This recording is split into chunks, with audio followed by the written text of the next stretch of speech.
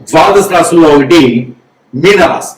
మీనరాశి వారికి శుక్రుడు ప్రభావితం ఎలా ఉంటుంది, ఈ శుక్రుడు మారడం వలన మీనరాశి వారికి ఏమన్నా ఇబ్బంది ఉంటుందా, మీనరాశి వారికి కలిసి వస్తుందా చూద్దాం. అయితే మీనరాశిలో సంచరించేటువంటి శుక్ర భగవానుడు మారుతూ మేషరాశి నుంచి ఇప్పుడైతే గనక ఈ మే మాసం 2020 సంవత్సరం అయితే గనక వృషభ రాశిలో 14 వరకు, వృషభ రాశి నుంచి మిథున రాశిలో చివరి ఆఖరి వరకు, నెల చివరి ఆఖరి వరకు కొనసాగుతూ ఉంటారు. ఈ రకంగా చూసుకున్నట్టయితే గనక ఇక్కడ శుక్రుడు ఈ కొనసాగే తరుణంలో మీనరాశి వారికి ఎక్కడ ఉంటారా అంటే 3-4 స్థానాల్లో ఉంటారని చెప్పొచ్చు. అయితే ఈ 3-4 స్థానాల్లో శుక్రుడు ఉండడం వల్ల ఆ శుక్రుడితో పాటు రవి భగవానుడు కూడా సంచరించడం వలన మోఢ్యమి అంటారు, శుక్రమోఢ్యమి అంటారు. ఈ శుక్రమోఢ్యమిలో కూడా ఈ మీనరాశి వారికి ఏమైనా కలిసి వస్తుందా అంటే స్వస్థానంలోనే ఇక్కడ స్వస్థానంలో శని భగవానుడు ఉన్నాడు, శనితో పాటు కుజుడు ఉన్నాడు. ఈ కుజుడు శని ఉన్నటువంటి వారికి ఇక ఏం కలిసి వస్తుందయ్యా అంటే తొందరపాటు నిర్ణయాలు తీసుకోవద్దండి. తొందరపాటు నిర్ణయాలు ఎవరో అమ్మాయి వస్తుంది అలా చూసి కన్ను కొట్టగానే, చూసి నవ్వగానే, చూసి డబ్బులు ఇవ్వగానే, చూసి మాట్లాడగానే మంచివారు అనుకొని పెళ్లి చేసుకున్నారా ఖచ్చితంగా పప్పులో కాలేసినట్టే. ఇక ఎవరైనా అబ్బాయి వస్తాడు మిమ్మల్ని మోహించి, మిమ్మల్ని బట్టలు ఇప్పించి, మీకు ఫుడ్ పెట్టించి, మీకు ఎన్నో రకాలుగా సేవ చేసి నవ్వేసి పక్కకి వెళ్ళిన తర్వాత ఈ అబ్బాయి చాలా మంచోడండి అనగానే మీరు మోసపోతారు. ఇక మీరు పప్పులో కాదు పెద్ద గంగాలలో కాలేసినట్టే. కాబట్టి మీనరాశి వారు తస్మ జాగ్రత్తగా ఉండండి. ఎందుకంటే 3-4 స్థానాల్లో శుక్రుడు ఉంటే ఏమవుతుందో తెలుసా, మోసపోతారు. ఖచ్చితంగా స్త్రీలైనా పురుషులైనా మీకు ఉన్నటువంటి ఎమోషనల్ కావచ్చు, స్ట్రెస్ కావచ్చు, మీకున్నటువంటి మంచి తనం కావచ్చు, మంచి విశేషణ కావచ్చు, మీ దగ్గర ఉన్నటువంటి డబ్బు కావచ్చు, పలుకుబడి కావచ్చు, పేరు కావచ్చు, ఇవన్నీ కూడా రోడ్డు మీద పడేస్తారు. కాబట్టి ఎవరైనా మీనరాశి వారు ఉంటే గనక శుక్రుడికి 3-4 స్థానం ఉన్నారు కాబట్టి ఎవరైనా మిమ్మల్ని నమ్మించాలన్నా ఏదైనా వ్యాపారంలో పెట్టుబడి పెట్టండి చాలా అద్భుతంగా ఉంటుందని చెప్పారా, వ్యాపారంలో పెట్టేశారా, ఇక మీరు నష్టపోయినట్టే. ఇక డబ్బులు వదిలేసుకోండి. ఎవరైనా వచ్చేసి మీరు చాలా మంచివారండి, నా ఇంట్లో శుభకార్యం ఉంది, డబ్బులు కావాలని అడిగారంటే ఉన్నది ఊడ్చి ఇచ్చి ఇవ్వకండి. అలా ఇచ్చారంటే అడగలేరు, మళ్ళీ గొడవలు అవుతాయి, తగాదులు అవుతాయి, కొట్లాట్లు అవుతాయి, శత్రులు అవుతారు, వాళ్ళ నుంచి ఇబ్బంది అవుతుంది. మళ్ళీ మీ మీద హిప్నాటిజం, బ్లాక్ మ్యాజిక్, వసీకరణ, బారముఖి లాంటి చేయించి అష్టదిబ్బందులను పాలు చేసి మిమ్మల్ని రోడ్డు మీద వేసేస్తారు. మీకు తల్లికి పిల్లకి కాకుండా చేస్తారు, భార్య భర్తలకు కాకుండా చేస్తారు, తల్లిదండ్రులకు కాకుండా చేస్తారు. కాబట్టి మీరందరూ కూడా చాలా జాగ్రత్తగా ఉంటూ మన పర్సనల్ విషయాలు ఏదైతే ఉందో ఎదుటి వారి షేర్ చేయకండి. వాళ్ళ ఫ్రెండ్ అయినా, బాయ్ ఫ్రెండ్ అయినా, గర్ల్ ఫ్రెండ్ అయినా, పర్సనల్ ఫ్రెండ్ అయినా, బెస్ట్ ఫ్రెండ్ అయినా, ఎవరికైనా సరే మీరు పర్సనల్ విషయాలు షేర్ చేయకండి. మీరేం చేస్తుంటారు, ఎంత సంపాదిస్తుంటారు, ఎక్కడ ఉంటారు, ఎవరికి చెప్పకండి. మీరు అనేది మీ ఫేస్ లో రీడింగ్ మాత్రం, మీ ఫోన్ మాత్రం తప్పితే మీకు సంబంధించిన విషయాలు ఎవరికి ఏమి షేర్ చేయకండి. అలానే మీనరాశి వారు ఏదైతే ఉందో ఈ మీనరాశి వారికి ఎన్నో రకాల సాగుబడి వాతావరణం లభ్యపడుతుంది. మెడికల్ సంబంధించినటువంటి దాంట్లో మీకు అద్భుతంగా ఉంటుంది. అలానే లేడీస్ ఎంపోరియం ఫ్యాన్సీ షాపులు కూడా మీకు అద్భుతంగా ఉంటుంది. కొత్తగా వ్యాపారం చేయాలనుకున్న వారికి, ఈ మాసంలో చేయాలనుకున్న వారికి అయితే కనుక ఈ మాసంలో మొదలు పెట్టుకుంటే చాలా బాగుంటుంది. మెడికల్ షాప్స్, మెడికల్ సంబంధించిన రంగం, ఆయుర్వేదిక్, హోమియోపతి, అల్లోపతి, న్యాచురోపతి ఇలాంటివి ఏదైనా మీరు మొదలు పెట్టాలనుకుంటున్నారా ఖచ్చితంగా మొదలు పెట్టండి. దినదిన అభివృద్ధి అయ్యేలా కనిపిస్తుంది. ఇక పోతే స్త్రీ నుంచి స్త్రీకి, పురుషుడి నుంచి పురుషుడికి కాదు, స్త్రీ నుంచి పురుషుడికైనా, స్త్రీ నుంచి స్త్రీకైనా ఖచ్చితంగా ఇబ్బంది కలిగేలా ఉంటుంది. ఒకరే భార్య, ఒకరే భర్త ఉండాలి. దాని ద్వారా మీకు ఆ శుక్రుని యొక్క గ్రహానికి సంబంధించి ఇబ్బంది లేకుండా ఉంటుంది.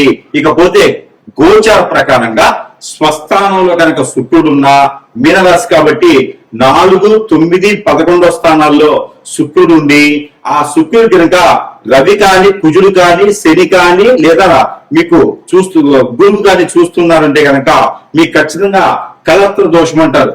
సరైన భార్య రాదు, సరైన భర్త రాదు, సరిగా పిల్ల పుట్టరు, సంపాదించుకోలేరు, దేనిలో నిలకడగా ఉండరు, స్థలచలనం ఉంటుంది.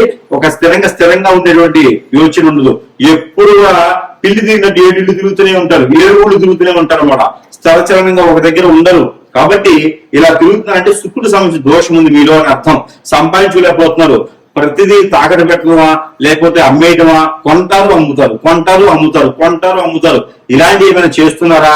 చికాకైపోతున్నారా? ఒంటరైపోతున్నారా? ప్రతి ఒక్కరు మిమ్మల్ని దూరం చేస్తున్నారా? మిమ్మల్ని అరుస్తున్నారా? మీరు చేసే పని మంచిదైనప్పటికీ అరుస్తున్నారా అంటే గనక మీకు శుక్ర దోషం ఉంది అని అర్థం. మీరు ఏం చేయాలంటే గనక పింకు ముత్యం ఉంటుంది.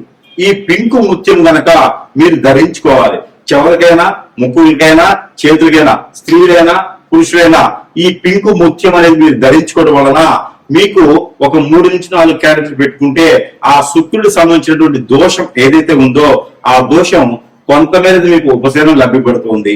ఇక ఈ కలత్త దోషం పోవడానికి అయితే కనుక ఈ చిన్నపాటి పరిహారం చేసుకుంటే అదృష్టవంతులు అవ్వచ్చు.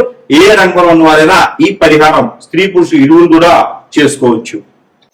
శుక్రుడికి సంబంధించినటువంటి ఈ రాశి వారు కనుక ఈ చిన్న పరిహారం చేసుకుంటే అదృష్టవంతులు అవుతారు. కొంతమేరైనా ఉపశమనం దొరుకుతుంది. ఆ దాంట్లో ఈ శుక్రుడికి సంబంధించినటువంటి పరిహారాలు ఏముంటాయా? ఎన్ని కూడా పరిహారాలు ఉంటాయి. అవి ఏంటంటే స్ఫటికమాల ఉంటుంది. ఈ స్ఫటికమాల తీసుకొని, అంటే డైమండ్ మాల తీసుకోలేం కదా, అందుకని స్ఫటికమాల. ఈ స్ఫటికమాల తీసుకొని 1600 సార్లు ప్రతిరోజు కూడా ప్రతినిత్యం కూడా శుక్రుడికి సంబంధించినటువంటి జపం చేసుకోవాలి. మంచం మీద కూర్చొని చేయకూడదండి, పేటేసుకుని కూర్చొని చేసుకోవాలి. అది గోధుమ కలర్ కానీ అలానే బంగారపు ఛాయలో ఉన్నటువంటి వస్త్రాన్ని కింద పంచుకొని దానిపైన కూర్చొని మీరు జపం చేసుకోవాలి. 1600 సార్లు చేయలేమండి అంటారా? 166 సార్లు చేయండి ప్రతినిత్యం కూడా, లేదా 16 మాలలు చేయండి, లేదా 9 మాలలు చేయండి.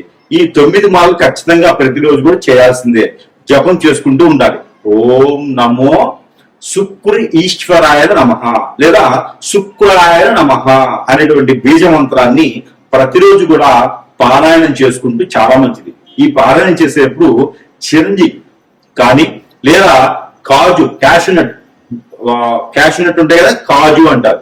ఈ కాజు గుళ్ళు తీసుకోండి, జీడిపప్పు గుళ్ళు తీసుకొని జపం చేసుకోండి. 16 గుళ్ళు పెట్టుకోండి, 16 జీడిపప్పులు పెట్టుకొని జపం చేసుకొని వాటిపైన ఒక 9 సార్లు ఊది తినడమా, ఎదుటి వారికి ప్రసాద రూపంగా పెట్టడమా లేకపోతే చేయొచ్చు. అలానే మీకు పాలలో కుంకుమ పువ్వు, తేనె వేసి దీంట్లో తమలపాకులు మిక్సీ పట్టి ఆ ఒక పేస్ట్ ని దాంట్లో వేసి, అలానే తులసి ఆకులు వేసి, అలానే ఇంకా దాంట్లో ఈ యొక్క పన్నీర్ వేసి మీరు సుబ్రహ్మణ్య స్వామికి అభిషేకం చేయండి. లేదా నవగ్రహాల్లో శుక్ర గ్రహం ఉంటుంది, ఆ శుక్ర గ్రహానికి అభిషేకం చేయండి. ఇంకోటి ఈ పరిహారం తప్పకుండా ప్రతి ఒక్కరు చేయాలి. ఏమిటంటే గనక మీకు నచ్చినటువంటి సెంట్ గాని, అత్తర్ గాని, పర్ఫ్యూమ్ గాని ఉంటాయి. ఇందులో ఏదైనా మీకు నచ్చినటువంటి ఫ్లేవర్ తీసుకొని శుక్రుడు మీకు యోగించాలి అంటే గనక మీరు వేసుకున్నటువంటి వస్త్రాల పైన అది కొంచెము అప్లై చేసుకోండి, లేదా స్ప్రే కొట్టుకోండి. అప్పుడు మీకు శుక్రుడు మీతోనే ఉంటారు, శుక్రుడు మీతో వస్తూ ఉంటారు. ఇకపోతే ఏదైనా అమ్మవారి ఆలయంలో ముడుపు కట్టండి. అంటే గోధుమ ఛాయలో ఉన్నటువంటి కలర్తో ఉన్నటువంటి ఏదైనా వస్త్రం తీసుకొని దానిలో జాజికాయలు 2, పసుపు కొమ్ములు 2, అలానే కనక్కాయలు 2, ఒక్కలు 2, తమలపాకులు 2, ఒక 56 రూపాయల డబ్బులు, ఒక కొబ్బరికాయ, అలానే మీకు కుంకుమ పువ్వు కొంచెం 10 గ్రాములు, కుంకుమ, పసుపు, గంధము ఇవన్నీ వేసి ముడుపు కట్టండి.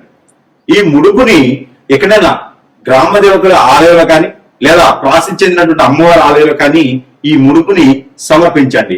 అలానే ఏదైనా అమ్మవారికి పొట్టు వస్త్రాలు సమర్పించండి. అలానే ఇస్కాన్ టెంపుల్లో అటుకులతో కూడినటువంటి తేనె వేసి అటుకులతో కూడినటువంటి పాలని నైవేద్యంగా సమర్పించేసి శుక్రుడికి సంబంధించిన దోషాలన్నీ కూడా పటాపంచలేకపోవాలి అని కొంచుకోండి. ఇకపోతే మీరు ఎఫ్ఐ చేయగలిగితే పెట్టుకోగలిగితే కనుక పింక్ సంబంధించినటువంటి డైమండ్, పింక్ సంబంధించినటువంటి ముత్యం పెట్టుకోవచ్చు. ఇది ప్రతి రాశి వారు కూడా పెట్టుకునే యోచన అయితే కనబడుతుంది. ఇంకా దీనికి మించి శుక్ర గ్రహాల గురించి తెలుసుకోవాలన్నా శుక్ర గ్రహానికి సంబంధించినటువంటి విధానాలు కావచ్చు, మీ యొక్క జాతకంలో ఏ స్థానంలో శుక్రుడు ఉండడం వలన కలత్ర దోషం ఉంటుంది, శుక్రుడు ఏ గ్రహంతో కలవడం వలన కలత్ర దోషం ఉంటుంది, ఇవి పోవాలంటే ఈ చిన్నబడి పరిహారాలు సరిపోతాయా లేదా ఇంకా ఏమైనా చేయాలనుకుంటే కనుక ప్రతినిత్యం కూడా మీరు చేయవలసినటువంటి ఒక కార్యక్రమం ఉంది. మీరు సమీపంలో ఉన్న గురువు గారిని కలవచ్చు, అప్పుడు మీకున్నటువంటి సమస్యకు పరిష్కారం కనబడుతోంది. మరొకటి నరదిష్టి నరఘోష ఎక్కువగా ఉంటుంది శుక్రుడు ఉంటే.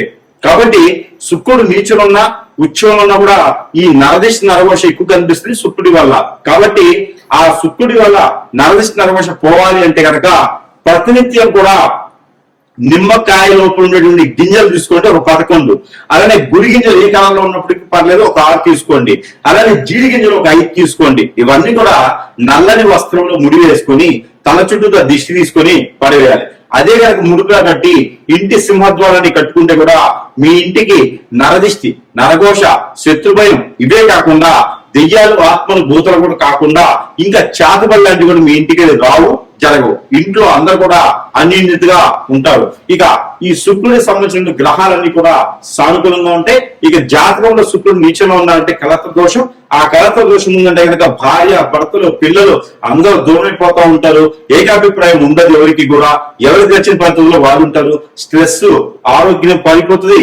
ఎన్నో రకాలుగా ఇబ్బంది పడుతుంటారు. కాబట్టి మీ అందరు కూడా ఏదైనా సముద్రం కానీ నది కానీ ఏరు సరియేరు బ్రహ్మగుండం లాంటి సమీపంలో ఉంటే కనుక అక్కడికి వెళ్ళేసి మీ యొక్క కట్టు బట్టలు ఏవైతే ఉన్నాయో అవన్నీ అందులో వడిచేసి మీరు స్నానం ఆచరించి వచ్చేయాలి. ఎక్కడైనా అమ్మవారి కానీ స్వామివారి కానీ ఆలయం ఉంటే కుంకుమార్చన చేయించుకోండి. ప్రతినిత్యం అది కుంకుమను పెట్టుకోండి.